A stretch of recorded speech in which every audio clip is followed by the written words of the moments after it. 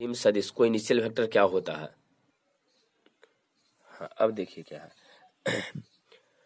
अभी ये कह रहे थे कि जो सह आदिम है तो इसका अर्थ क्या होता है। तो सह आदिम, आदिम कहने का मतलब प्रारंभिक बिंदु, आदिम कहने का मतलब प्रारंभिक बिंदु, और सह मतलब समान। तो ध्यान रखना, दो या दो से अधिक सदिशों को हम लोग सह आदिम कहते हैं। दो या दो से अधिक सदिश आपको दिया है, उसको सह आदिम बोला जाता है यदि उसका प्रारंभिक बिंदु समान हो जाए, है ना। अगर उसका प्रारंभिक बिंदु समान हो जाता है तो इसको हम लोग बोलते हैं सह आदिम। सह मतलब समान, आदिम मतलब प्रारंभिक बिंदु। यदि प्रारंभिक बिंदु समान है तो उसको हम लोग बोलते हैं सह आदिम। जैसे कि यहाँ डिफिनेशन लिखा भी गया है, उसको ध्यान रखना है कि डिफिनेशन में क्या लिखा गया है, परिभाषा यहाँ कि दो या दो से अधिक सदिश सह आदिम सदिश कहते हैं यदि इनका प्रारंभिक बिंदु समान हो जाए। ठीक है, यदि इनका प्रारंभिक बिंदु समान, जैसे एग्जाम्पल के तौर पे देखिए क्या है इसमें। जैसे यहाँ देखिए सह आदिम, इसमें कौन कौन है जो आपको पहचानना है कि इसमें कौन सह आदिम है। ये पहला क्वेश्चन यहाँ पर है, इसमें सह आदिम पहचानना है। तो यहाँ बिंदु ए दिया गया है जहां से कोई वेक्टर शुरू हो रहा है। यहाँ पर देखिए, यहाँ पर एक पॉइंट ए है ना, ये एक पॉइंट यहाँ पर आपको दिया गया है। यहाँ से देखिए ए इधर जा रहा है, बी बाहर निकल रहा है, सी बाहर निकल रहा है, लेकिन यहाँ पर एक्स आ रहा है इस बिंदु पर, है ना। पूछा जाए कि ए का प्रारंभिक बिंदु, तो चूंकि ए इधर जा रहा है तो यहाँ से शुरू हुआ होगा, बी इधर जा रहा है तो बी भी यहीं से शुरू हुआ है, सी इस ओर बाहर निकल रहा है, मतलब सी का भी दिशा इधर है। देखिए दिशा ऐसे दिया गया है, इस ओर जा रहा है, इसका मतलब सी का भी प्रारंभिक बिंदु यहाँ सी यहीं से शुरू हुआ होगा। ठीक है, एक्स, तो एक्स इधर से जा रहा है, कहीं इस ओर से ऊपर की ओर इधर जा रहा है, तो एक्स का प्रारंभिक बिंदु हो जाएगा थोड़ा सा चेंज, यहाँ पर हो जाएगा, यहाँ से शुरू हुआ एक्स, है ना। क्या कि एक्स ऊपर की ओर जा रहा है तो शुरू यहाँ से हुआ होगा, यहाँ से शुरू किया हुआ फिर आगे की ओर बढ़ रहा। तो इसमें ए बी और सी, ए बी सी तीनों का प्रारंभिक बिंदु एक ही है। यहाँ से ए भी यहीं से शुरू हुआ है, बी भी यहीं से शुरू हुआ, स्टार्ट हुआ है, सी यहाँ से ही प्रारंभ हुआ है। तो तीनों का प्रारंभिक बिंदु समान है, इसलिए ए बी सी जो है इसमें सह आदिम हो जाएगा। यहाँ लिखा गया है इसमें सह आदिम सदिश कौन रहेगा, कोई इनिशियल कौन है, तो जिसका इनिशियल पॉइंट समान है। तो ए बी सी जो इसमें है, ए बी सी यहाँ शुरू है यहाँ से, है ना, इसका प्रारंभिक बिंदु समान है। जब प्रारंभिक बिंदु समान है तो सह आदिम हो गया। आदिम मतलब प्रारंभिक हो गया बिंदु, और सह मतलब समान, तो जिसका समान प्रारंभिक बिंदु होता है उसको हम लोग सह आदिम कहते हैं। और एक्स का प्रारंभिक बिंदु कहीं अलग है ना, यहाँ से शुरू नहीं हो रहा, तो एक्स कभी सह आदिम नहीं बनेगा। तो ए बी और सी इसमें सह आदिम हो जाएगा। चलिए यहाँ देखिए एनसीईआरटी का क्वेश्चन है, ये आपको एनसीईआरटी के जो है ना बुक, उसमें आपको मिलने वाला है कि इसमें सह आदिम की पहचान कीजिए। सेम फिगर जो है एनसीईआरटी में आपको दिया गया है। चलिए देखते हैं। आप यहाँ पर जो शुरू होने वाला चांस कहाँ है, तो यहाँ से शुरू हो सकता है, यहाँ से शुरू हो सकता है, यहाँ से शुरू हो सकता है, यहाँ से शुरू, यहाँ से कौन कौन सदिश शुरू है।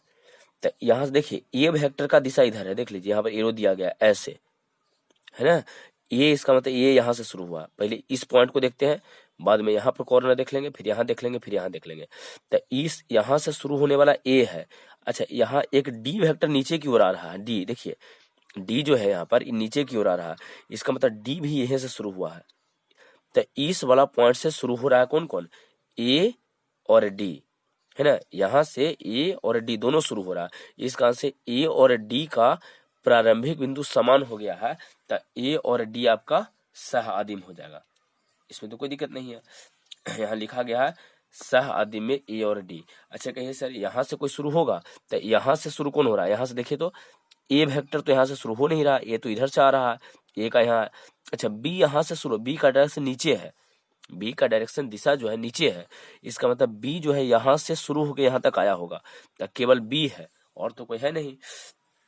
यहाँ से देख लीजिए तो यहाँ से कौन, सी इधर आया है, और इस वाला पॉइंट से कोई शुरू नहीं है, इस वाला पॉइंट पर एगो इधर से आया है, एगो इधर से आया है, तो यहाँ से कोई शुरू नहीं हुआ है।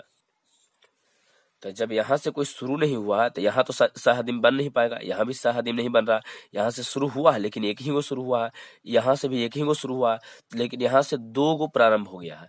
तो ए और डी का प्रारंभिक बिंदु समान है, इस कारण से केवल ए और डी को ही हम लोग सहआदिम कहेंगे। चलिए ठीक है, तो सहआदिम आपको समझ में आ गया होगा। सहआदिम में कुछ नहीं बताया है, इसमें जो सहआदिम में है एकदम बेसिक सा चीज है, कि सह मतलब होता है समान, आदिम मतलब होता है प्रारंभिक बिंदु, है ना। आदिम, आदि मानव जैसा कुछ वर्ड यहाँ पर है। तो को इनिशियल कहने के बाद इसका इनिशियल पॉइंट जो है प्रारंभिक बिंदु रहेगा, समान रहेगा। Two or more vectors are said to be coinitial if its initial points are same, initial point is same, है ना। प्रारंभिक बिंदु बराबर है तो उसको कह देंगे को इनिशियल। चलिए, सह आदि में कोई इसी को भी कह रहे थे कि दो या दो से अधिक सदिश को हम लोग सह आदिम कहेंगे यदि उसका प्रारंभिक बिंदु समान हो जाए। कुछ एग्जाम्पल यहाँ पर दिए हैं और ये जो है एग्जाम्पल एनसीईआरटी का है जिसमें ए और डी आपका सह आदिम बन रहा है। चलो, तो इसमें तो कोई दिक्कत नहीं है।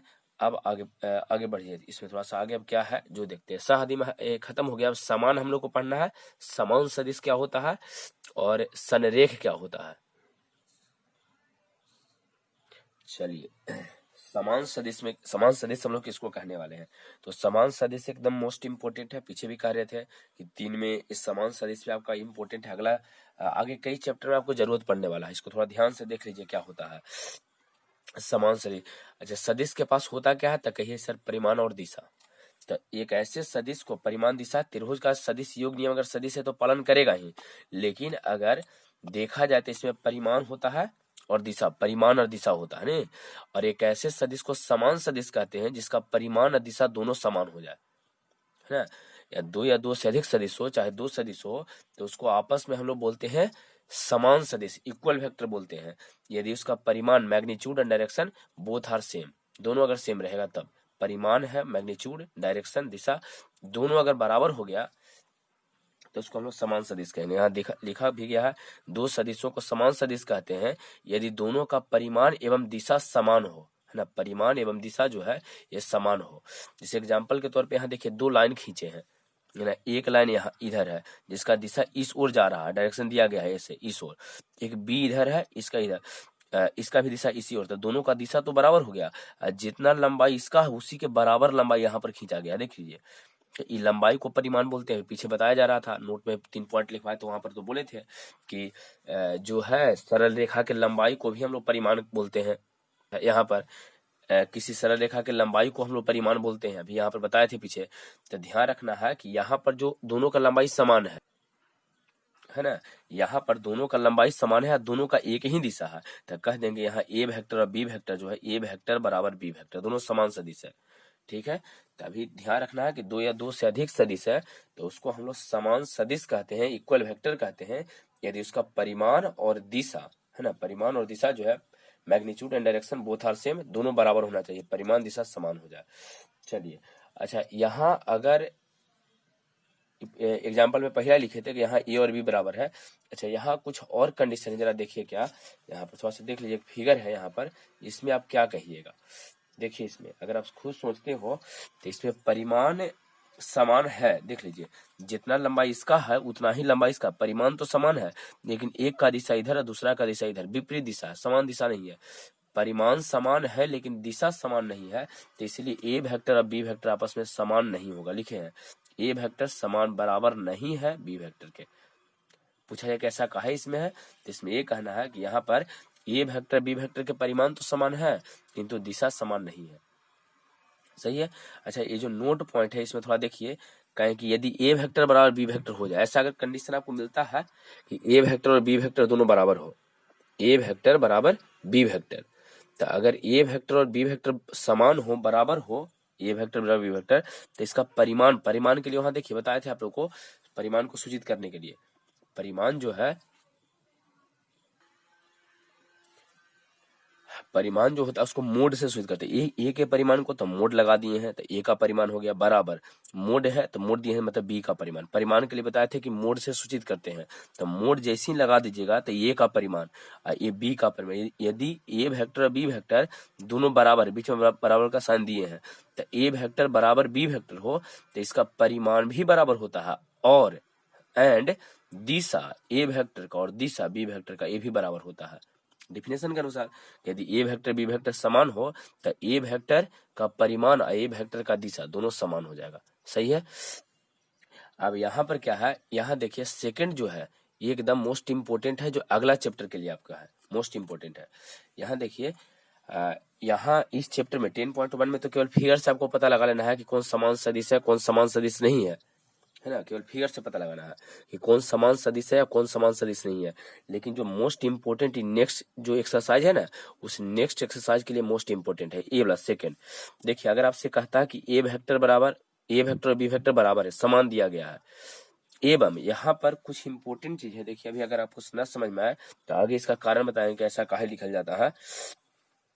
ए वेक्टर जब लिखेगा तो A X I cap plus A Y J cap plus A Z के कैप कुछ होता है। अभी ध्यान रखिए कि इसमें कोई संख्या यहाँ पर देगा, कुछ ना कुछ यहाँ संख्या 2 3 4 5 दिया रहेगा, 2 3 4 5 यहाँ रहेगा, 2 3 4 5 यहाँ रहेगा, और इसके साथ आई कैप जे कैप और के कैप का प्रयोग करता है। तीन मोस्ट इंपोर्टेंट वर्ड है, आई कैप जे कैप और के कैप। अभी कहाँ से आया है या क्या है नहीं है इसको छोड़ दीजिए, अभी ये समझिए। बोले हैं कि नेक्स्ट चैप्टर के लिए है, नेक्स्ट एक्सरसाइज के लिए आगे आपको मिलेगा। सदिश को लिखने का आगे तरीका बताएंगे, सूचित करने का केवल तरीका भी बताया है। तो जब लिखने का तरीका बताया जाएगा तो उसमें आपको मिलेगा, उसमें आई कैप रहेगा, जे कैप रहेगा, के कैप रहेगा।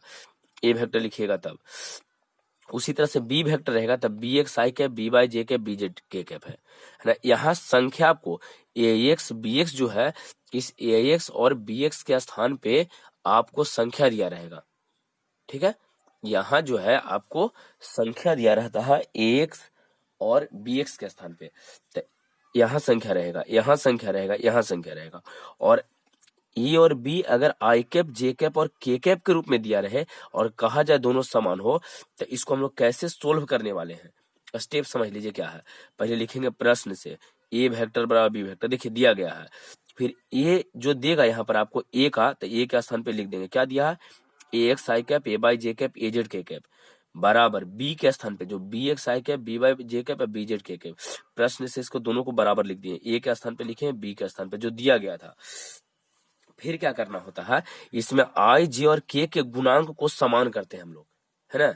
इसके बाद जो है कई क्वेश्चन ऐसा आपको मिलेगा, ध्यान रखिएगा, इससे कई क्वेश्चन आपको मिलना है। हाँ ये बात अलग है कि आपको ये वाला नहीं समझ में आ रहा है कि इसमें सर आई कैप कहाँ से आया, जे कैप कहाँ से आया, के कैप कहाँ से आया, ये पहली बार ऐसा आ गया है। अभी तक तो हम लोग ऐसा कुछ देखे नहीं है पीछे, चाहे यहाँ पर बी में आई कैप जे कैप के कैप कहाँ से आ गया, ये सब आगे आपको डिस्कस करेंगे कि आई कैप जे कैप के कैप क्या होता है। आगे ए एक्स बी एक्स है ना, ए एक्स है, बी एक्स है, ए बाई है, बी बाई है, ए जेड है, बी जेड, इसके स्थान पे ये सब क्या है, तो सारा चीज आपको आवेगा। अभी इसको सोल्व करने का तरीका समझ लीजिए।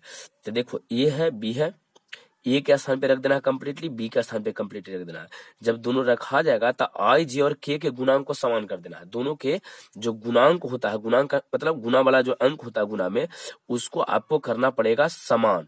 जैसे देखिए आई के गुणांक कितना, आई मतलब गुना में कितना है, तो ए एक्स, इधर आई के सामने आई के आगे गुना में कितना है, तो बी एक्स, तो ए एक्स बराबर बी एक्स लिखे हैं, समान करना है। आई के जे और के, तो जे वाला देखिए जे के आगे ए बाई, तो लिखे हैं ए बाई, इधर जे के आगे बी बाई, तो ए बाई बराबर बी बाई, समझ आया है। अच्छा अगर इसमें कहिएगा, अगर के को समान करते हैं तो के लिए ए जेड है, यहाँ जेड लिखा गया, जेड टू नहीं है, जेड है, तो ए जेड, इधर के आगे है बी जेड, तो ए जेड बराबर बी जेड। तो वही करना, आई जे और के गुणांक को कर देना है आपको समान। तो जैसे समान कीजिएगा तो यहाँ जो भी रहेगा इसमें अननोन ये बन जाएगा, ठीक है। जैसे क्वेश्चन है एक्सरसाइज 10.2 का क्वेश्चन है ना, और क्वेश्चन नंबर चौथा में आपको सेम ही क्वेश्चन मिलने वाला है। अभी यहाँ करवा देते हैं, फिर दोबारा भी वहां पर बनवाबल जाएगा। तो देखिए क्वेश्चन क्या लिखा, अगर आपके पास बुक है तो वीडियो थोड़ा सा रोकिए और 10.2 एक्सरसाइज निकालिए, उसका चौथा नंबर क्वेश्चन देखो क्या है। उसमें लिखा गया है एक्स एवं वाई का मान ज्ञात करें, find the value of X and Y for which this and this are equal. इस तरह से है कि एक्स एवं वाई का मान ज्ञात करें यदि ए वाला सदिश, देखिए 2 आई कैप 3 जे कैप, बोले थे कि यहाँ आई कैप जे कैप के साथ कोई अंक 2 3 4 दिया रहेगा, आई कैप जे कैप के कैप जो है इसके साथ अंक दिया रहता है। देखिए दिया है 2, यहाँ 3 दिया है। एवं यहाँ पर क्या लिखा गया है देख लीजिए, एक साई कैप और बाई जे कैप दोनों समान हो, मतलब ये दोनों आपस में बराबर हो, ठीक है। एक्स वाई का मान चाहिए आपको ताकि ये दोनों आपस में बराबर हो जाए। तब बोला गया है कि दोनों है कुछ आपस में समान, देखिए यहाँ पर दोनों समान है। तो जब दोनों आपस में समान है तो हम लोग करेंगे क्या, तब प्रश्न के अनुसार कहा गया है कि ए वाला 2 आई कैप और 3 जे कैप बराबर है एक्स आई कैप और वाई जे कैप के, एक्स आई कैप और वाई जे कैप के, देखिए हम यहाँ पर बराबर लिखे हैं। अब क्या करें, तो इसके बाद कहे थे आई जे और के गुणांक को समान करने के लिए, तो इसमें केवल आई जे है, के नहीं है। आई जे यहाँ है, आई और जे कैप यहाँ भी है, आई कैप जे कैप, आई कैप जे कैप, के नहीं है, तो लिखेंगे आई कैप एवं जे कैप के गुणांक समान करने पर। तो आई के साथ गुणा में कितना अंक है, 2, इधर आई के साथ कितना है, x, तो 2 बराबर x, देखिए है ना, समान किए हैं। जे के साथ कितना है, 3, यहाँ जे के साथ कितना है, y, तो 3 बराबर y यहाँ पर हो जाएगा, मतलब x बराबर 2 और y बराबर 3। यहाँ लास्ट में ही आंसर आपको लिख देना है कि x बराबर 2 हो जाएगा, y बराबर 3 हो जाएगा। चलिए यहाँ तक तो कोई दिक्कत नहीं है। चलिए अगर यहाँ तक कोई प्रॉब्लम नहीं है तो ध्यान रखिए, आज जो पढ़ाए हैं इम्पोर्टेंट ये है। अभी आपको ये भी दिखाया गया कि नेक्स्ट चैप्टर में आपको है ना समान सदिश जो है नेक्स्ट चैप्टर में मिलने वाला है, और उसका क्वेश्चन भी यहाँ पर करवाया है। तो ये बात आपको ध्यान रखना है कि यहाँ पर सदिश जो है समान सदिश होता है, दो सदिश यदि उसका परिमाण और दिशा दोनों बराबर रहे, अगर दोनों का एक ही तरफ रहता तो यहाँ भी समान हो जाता। और नोट वाला पॉइंट जो है, इस सेकंड नोट वाला जो यहाँ से यहाँ तक पॉइंट है एकदम मोस्ट इंपोर्टेंट है, इसको ध्यान रखना है। दो सदिश के समान होने की बात करें तो उसके दिशा और परिमाण दोनों समान, उसका परिमाण देखिए मैग्नीट्यूड वाला बात है यहाँ पर, है ना। पहले कह रहे थे कि परिमाण, उसका परिमाण को इस तरह से हम सूचित करते हैं, देख लो परिमाण को ऐसे सूचित करते हैं ए, और दिशा ए वेक्टर का बी वेक्टर दोनों का समान हुआ कब, जब ए और बी समान रहे तब। नहीं तो अगर आई कैप जे कैप के कैप के रूप में दिया रहता है तो वहाँ अंक ऐसे रहेगा, आई कैप जे कैप, देखिए यहाँ पर है आई कैप जे कैप है, यहाँ भी देख लो आई कैप जे कैप है, तो यहाँ इस तरह से देगा, समान देगा, तो दोनों को बराबर करना है। लैंग्वेज इसमें एक मोस्ट इंपोर्टेंट फैक्टर हो जाता है, लैंग्वेज, भाषा कैसे लिखना है। तो जो भाषा हम लोग लिखते हैं उसको थोड़ा ध्यान आपको रखना है कि ढंग से आप भाषा एग्जाम में लिखिएगा, है ना। एग्जाम में भाषा को थोड़ा ठीक से लिखिएगा, उसी तरह से लिखें कि प्रश्न के अनुसार ये दोनों समान है, बोला है क्वेश्चन में कि प्रश्न से दोनों समान है। फिर आई कैप एवं जे कैप के गुणांक समान करने पर एक लैंग्वेज आपको लिखना है एग्जाम में, ठीक है ना। तो इसको थोड़ा ढंग से रिपीट कीजिएगा। समान सदिश हो गया है, एक मोस्ट इंपोर्टेंट हम लोग को कोलिनियर और पैरेलल जो है बचा हुआ है, संरेख या समांतर सदिश क्या है वो बचा हुआ है, तो उसके बारे में नेक्स्ट वीडियो में डिस्कस करेंगे। इसको पूरा कॉपी में नोट करो। अभी देखिए पहला चैप्टर खत्म नहीं हुआ है, 10.1 जो है अगला क्लास में 10.1 भी सोल्व करने वाले हैं। 10.1 जो है ना एक्सरसाइज को कंप्लीट करेंगे, और 10.2 का कुछ थ्योरी डिस्कस करेंगे, ठीक है। और जो पढ़ाए हैं एकदम मोस्ट इंपोर्टेंट फैक्टर है। चलिए तो इसको कंप्लीट करना है, ठीक है, चलो।